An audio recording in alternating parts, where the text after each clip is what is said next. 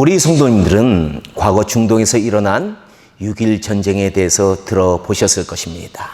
이스라엘과 아랍 국가들 사이에서 일어난 전쟁입니다. 그런데 이 전쟁은 단 6일 만에 이스라엘의 승리로 끝났다고 합니다. 당시 군사력은 아랍 국가들이 훨씬 앞섰다고 합니다. 하지만 아랍 국가들은 처참하게 6일 만에 패배했고 많은 영토들 이스라엘에게 빼앗기는 수모를 당했다는 것입니다. 사실 이스라엘이 이 전쟁에서 이긴 이유는 여러 가지가 있지만 왜 이스라엘이 이겼는지 우리가 가늠해보고 추측해볼 수 있는 의미 있는 한 일화가 있어서 소개를 하고자 합니다.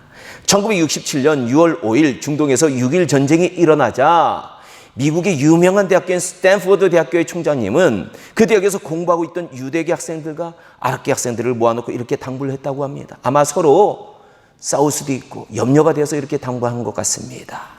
자네들의 고국에서 전쟁이 발발했는데 자네들은 동요하지 말고 이제 얼마 남지 않은 학기말 시험에 최선을 다해주기 바라네.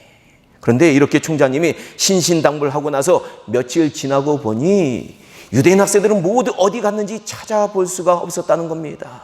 그래서 어디 갔는지 확인해 보았더니 유대인 학생들은 지금 우리의 고국에 전쟁이 났는데 우리가 편안하게 공부만 하고 있을 수 있느냐라며 총을 들고 싸우기 위해서 고국으로 다 돌아갔다는 것입니다. 이에 그 총장님은 또 아랍계 학생들도 찾았다는 겁니다. 그랬더니 아랍계 학생들도 한 사람도 찾을 수가 없었습니다. 그래서 또 어디 갔는지 수소문했더니 그들은 본국에서 군 입대 차출 명령을 받을 것을 두려워해서 은신해 버렸다는 겁니다. 모두가 도망가 숨어 버렸다는 것입니다. 이러니 당시 인구 300만 분이 안 되는 이스라엘이 1억이 넘는 아랍과 싸워서 당당히 승리할 수 있었던 것입니다. 우리 성도님들은 이 일화를 들으시면서 어떤 생각이 드십니까? 우리도 유대인 학생들처럼 영적 전쟁에 적극 참여되겠다라는 생각이 드십니까? 아니면 아랍계 학생들처럼 영적 전쟁은 나와는 상관이 없으니 나는 내일이나 하면서 조용히 있겠다라는 생각이 드십니까? 사실 지금 한국의 교회는 엄청난 영적 전쟁 중입니다. 코로나 사태로 예배도 제대로 드리지 못하고요. 전도도 하기 힘든 상황입니다. 교회는 점점 어려워지고 있습니다. 뿐만 아니라 사회적으로 보면 점점 차별금지법이 통과될 먹구름이 다가오고 있다는 겁니다. 만약 이 법이 통과되면 유럽이나 미국처럼 우리도 동성애가 만연하게 되고 교회는 이것이 죄라고 말하지 못하고 동성애자들에게 목사 안수를 거부하지 못하는 상황까지 벌어질 수 있다라는 겁니다. 요 며칠 전에도 제 아내 친구가 미국에서 전화를 했는데 자기가 다니는 그 교회가 동성애 목사를 받아들여야 된다. 또 동성애자들 받아들여야 된다라고 해가지고 너무 힘들어가지고 좀 보수적인 교회로 옮겨됐다라고 하소연을 하면서 전화하는 것을 제가 들었습니다. 미국이 이런 상황인데 이런 상황이 바로 우리 한국에도 닥칠 수 있게 된다라는 겁니다. 또 이 차별금지법이 통과되면 심지어 어린 아이들에게 동성애는 개인의 성적 취향이므로 개인의 성적 자유를 인정하고 너희도 그런 자유로운 선택을 하라고 인권 교육을 강요하게 될 수 있다라는 것입니다. 그렇습니다. 우리 사회 여러 면을 보면 이미 한국 사회에도 유럽이나 미국처럼 성경의 진리를 무너뜨리려는 악한 세력들이 엄청난 영적 전쟁을 시작했습니다. 그런데 이런 상황 속에서 우리 기독교인들이 잠들어 있으면 안 된다는 겁니다. 영적 군사로 깨어 일어나야 된다는 겁니다.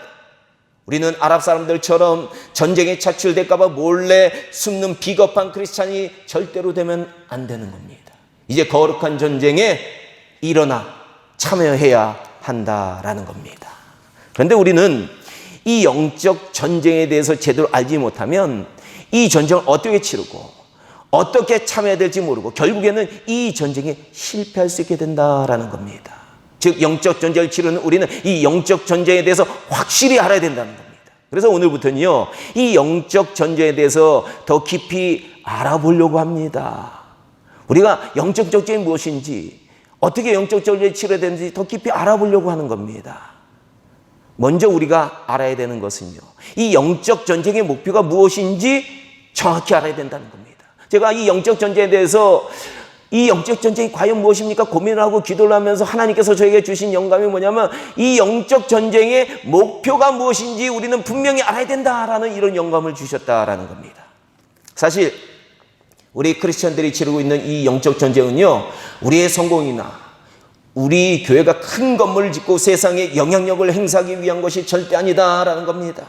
우리가 정확히 알아야 되는 영적 전쟁의 목표는 바로 인간 구원이다라는 겁니다. 즉 사람들의 영혼을 구하는 것이 바로 영적 전쟁의 목표다라는 겁니다.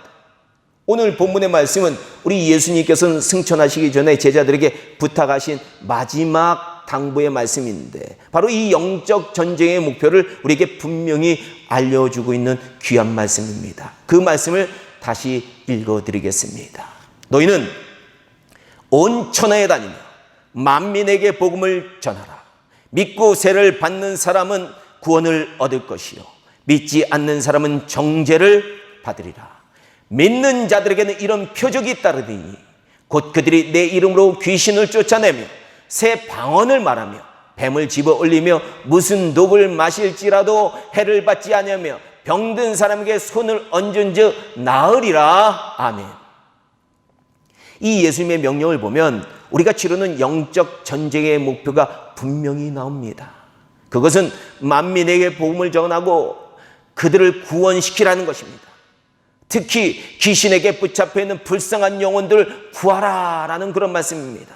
요사이 한국 사회에서 기승하기 시작한 동성애나 무속신앙 같은 것들도요, 사람들의 영혼이 귀신의 노예로 살면서 나타난 더러운 삶의 열매들입니다. 우리 주님은 이런 자들의 영혼을 구원시킬 사명을 바로 우리에게 주셨다라는 겁니다.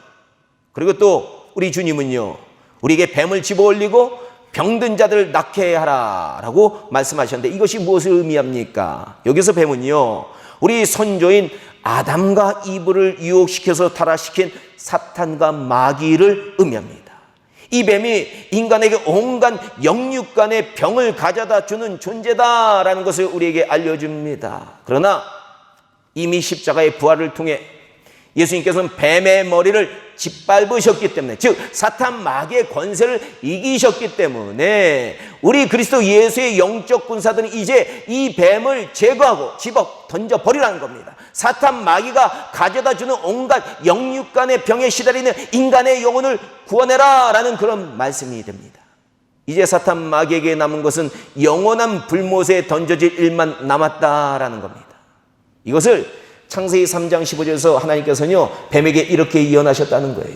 내가 너로 여자와 원수가 되게 하고 내 후손도 여자의 후손과 원수가 되게 하리니 여자의 후손은 내 머리를 상하게 할 것이요 너는 그의 발꿈치를 상하게 할 것이니라. 바로 여자의 후손인 예수님이 사탄 마귀의 머리를 상하게 했다는 겁니다. 그 머리를 깨뜨리셨다는 겁니다. 그리고 요한계시록 20장 10절은 뱀, 즉 사탄 마귀의 최종적인 운명을 이렇게 말하고 있습니다. 그들을, 즉 성도들을 미혹하는 마귀가 불과 유황못에 던져지니 거기는 그 짐승과 거짓 선지자도 있어서 세세토록 밤낮 괴로움을 받으리라. 아멘. 그렇습니다. 우리 영적 군사들은 이제 성령의 능력 받아서 예수님께 그 머리를 찢겨버린 옛뱀인 사탄 마귀를 집어 올려서 치우고 그들이 우리 인간들에게 주는 영육간의 병도 치료해서 인간의 영혼을 구원해야 된다라는 그런 말씀입니다. 그리고 이 복음 전파 사역에서 사탄 마귀가 우리에게 어떤 독을 줄지라도 우리는 해를 받지 않는다라는 겁니다. 우리는 반드시 이 영적 전쟁에서 승리한다는 사실을 우리 주님은 선포해 주시고 승천하셨다라는 겁니다. 이것을 마태는 마태복음 28장 18절부터 이렇게 말하고 있습니다. 예수께서 나와 말씀하여 이르시되 하늘과 땅의 모든 권세를 내게 주셨으니 그러므로 너희는 가서 모든 민족을 제자로 삼아 아버지와 아들과 성령의 이름으로 세례를 베풀고 내가 너희에게 분부한 모든 것을 가르쳐 지키게 하라. 볼지어다 내가 세상 끝날까지 너희와 항상 함께 있으리라 하시니라. 아멘. 사랑하는 우리 성민교회 성도 여러분, 이 주님의 마지막 말씀들을 생각해 보니 어떤 것을 느끼십니까? 그것은 주님의 영적 군사들인 우리들은 사탄, 마귀, 귀신들과의 영적 전쟁을 지금 치르고 있구나. 그리고 그들에게 붙잡혀 있는 불쌍한 영혼들 구원의 됨을 우리는 느낄 수 있다는 겁니다. 그리고 그들에게 주님의 말씀을 열심히 가르쳐야 된다는 것을 느낄 수 있다라는 겁니다. 이것이 주님이 우리에게 가장 원하시는 일이다라는 겁니다. 그래서 이것을 좀 어려운 용어로는요, 대사명이라고 얘기를 하는 겁니다. 즉 주님이 우리에게 주신 가장 큰 사명이다라는 겁니다.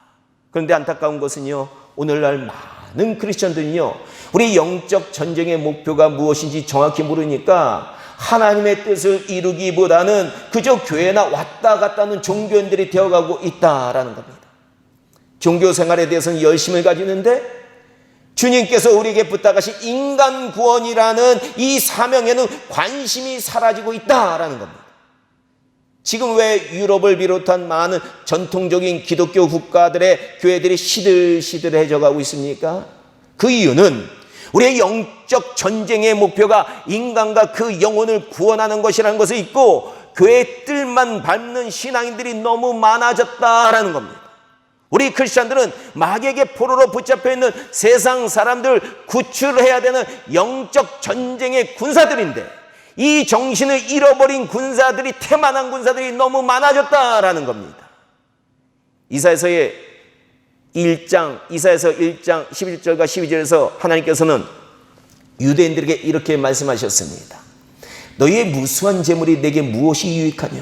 나는 순양의 번제와 살찐 짐승의 기름에 배불렀고 나는 수송아지나 어린 양이나 순염소의 피를 기뻐하지 아니하노라. 너희가 내 앞에 보이러 오니 이것을 누가 너희에게 요구하였느냐? 내 마당만 밟을 뿐이라.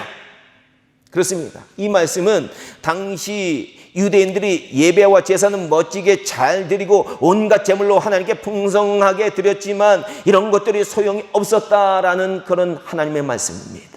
그들은 그저 하나님의 성전 뜰만 막고 외식적으로 제사에 참석하고 말았다라는 겁니다.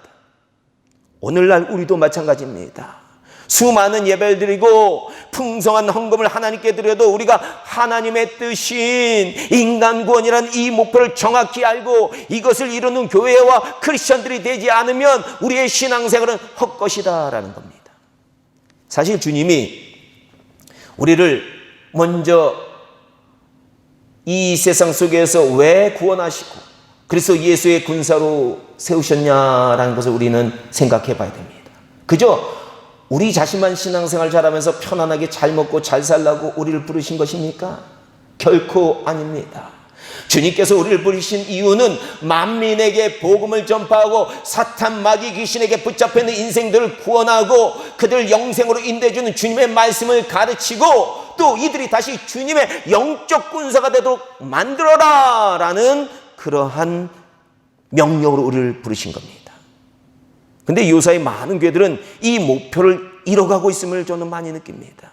신학자들도 그렇고요, 목회자들도 그렇고 성도들도 그렇습니다. 분명히 주님은 영혼 구원에 집중하라고 하셨는데, 그리고 주님의 참된 제자를 만드는데 집중하라고 하셨는데, 사람들은 정치, 경제 혹은 복지, 문화, 예술이 우리를 구원할 수 있는 것처럼 착각하기 시작한 것을 제가 많이 봅니다. 그래서 영혼 구원보다 교회와 크리스천들이 복지와 정치적 해방과 경제적 정의와 문화예술 활동이 중요한 것처럼 이런 활동에 빠져 있는 경우를 많이 보게 됩니다. 그런데 이런 것들은 서구 사회가 다 역사적으로 해본 것들입니다.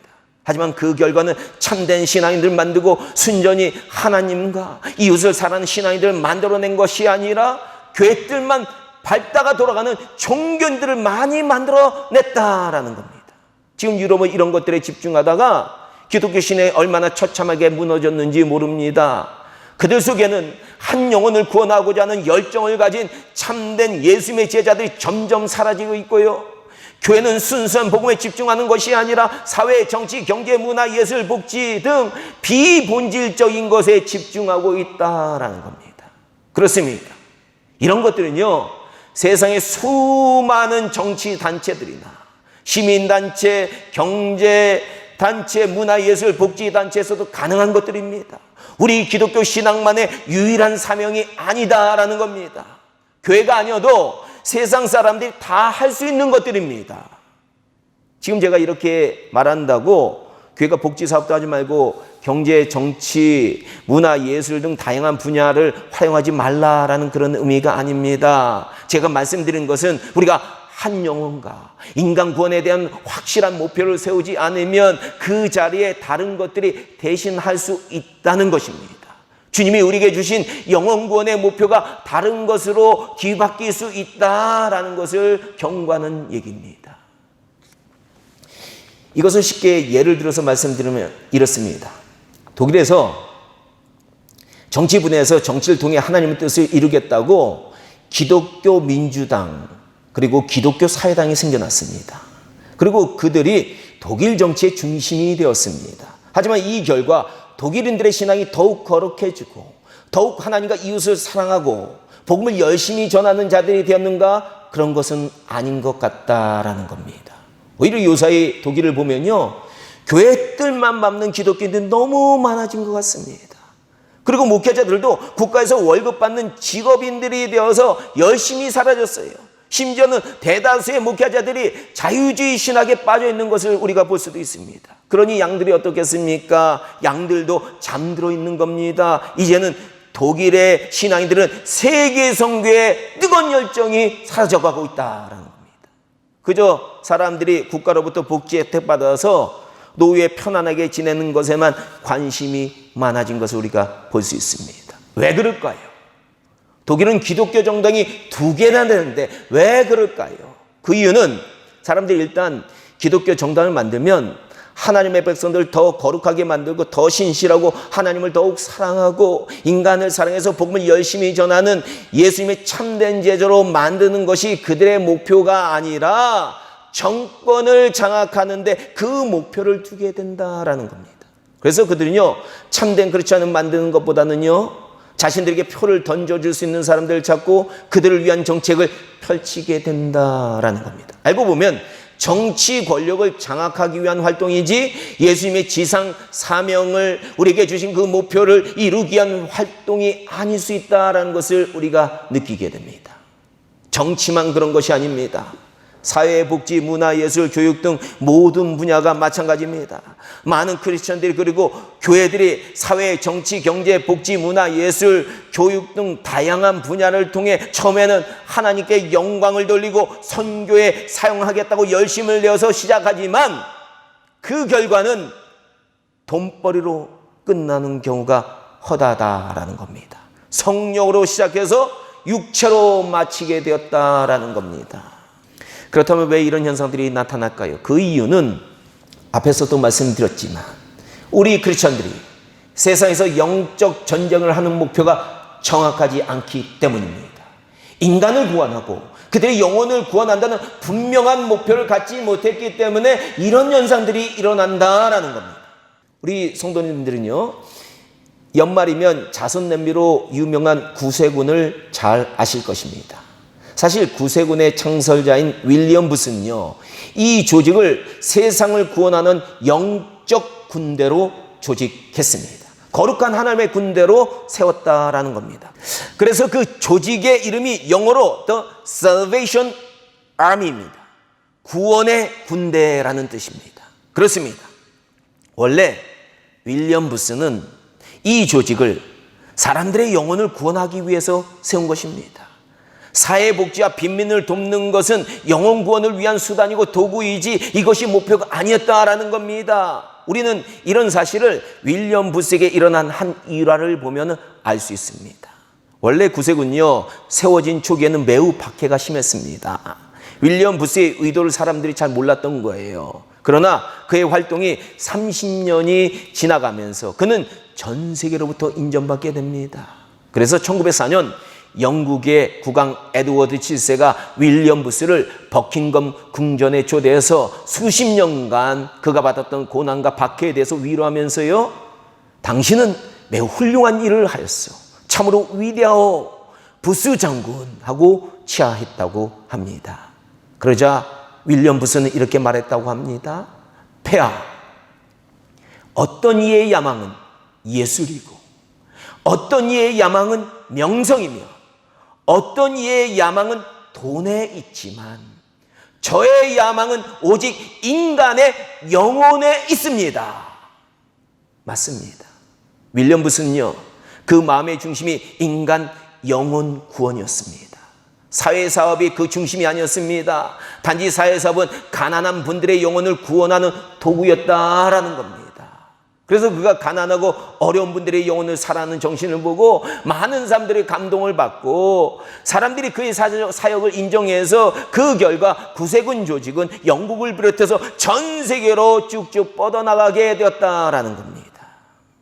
우리는 이 윌리엄 부스의 사람의 영혼에 대한 관심이 우리의 영적 군사들의 핵심임을, 우리의 분명한 목표임을 분명히 기억해야 됩니다. 우리 예수 그리스도의 군사들은 주님께서 우리에게 부탁하신 대로 한 영혼을 구원하는데 우리의 모든 것을 집중해야 될 줄로 믿습니다. 주님은 마태복음 16장 26절에서 이런 말씀을 하셨습니다. 사람이 만일 온 천하를 얻고도 제 목숨을 잃으면 무엇이 유익하리요? 사람이 무엇을 주고 제 목숨과 바꾸겠느냐? 그렇습니다. 온 천하보다 귀한 것이 한 영혼의 생명입니다. 교회는 아무리 세상에서 사회복지시설, 정치, 경제, 문화, 예술, 교육 모든 분야를 장악해도 소용이 없습니다. 영혼을 구하지 않는 그것들은 아무 소용이 없다라는 겁니다. 그렇다면 우리가 영혼을 구하기 위해서 무엇이 필요한가라는 겁니다. 우리는 주님이 말씀하신 선한 사마리아인의 비유를 생각해 봐야 됩니다. 하지만 이 이야기를 오해할 때가 있다는 겁니다. 이 비유와 관련하여 우리가 한 가지 알아야 되는 사실은 그것은 선한 사마리아 사람이 한 영혼을 불쌍히 여기고 그를 사랑하는 마음이 없었다면 그의 행위는 위선이요 가식이 되어버리고 말았을 것이다 라는 겁니다. 만약 선한 사마리아 사람이 언론이나 많은 사람들에게 자신의 선행을 알리기 위해서 강도 만난 사람을 도와주었다면 우리 주님은 그 사람의 행위를 칭찬하지 않으셨을 겁니다. 그 이유는 그는 이 세상에서 이미 상을 받았기 때문이다라는 겁니다. 그러나 우리 주님이 보신 것은요, 강도 만난 한 영혼을 불쌍히 여기는 그 선한 사마리아 사람의 마음을 보신 겁니다. 그 중심을 보신 겁니다. 그는요, 야, 나도 강도 만난 사람이 지나가는 그 길을 수없이 지나가는데 나도 그 사람처럼 같은 처지에 놓일 수 있는데 이 사람이 불행하게도 강도를 만났구나, 너무나도 불쌍하구나 라고 생각하면서 강도 만난 사람을 도운 것입니다. 그리고 주님은 이 사람의 그 중심을 보게 된 것이다. 그 중심을 칭찬하신 것입니다. 우리도 마찬가지입니다.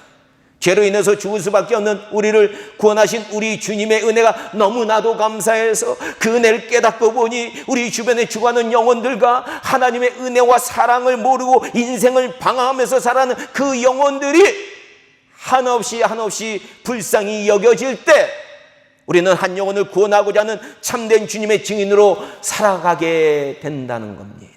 우리는 한 영혼을 불쌍히 여기는 마음이 생겨야 복음을 전하게 되고 영혼을 구원하기 시작하게 된다라는 겁니다. 사랑하는 우리 성민교회 성도 여러분, 요사이 우리가 왜 성령의 충만함을 받게 해달라고 열심히 기도하고 있습니까?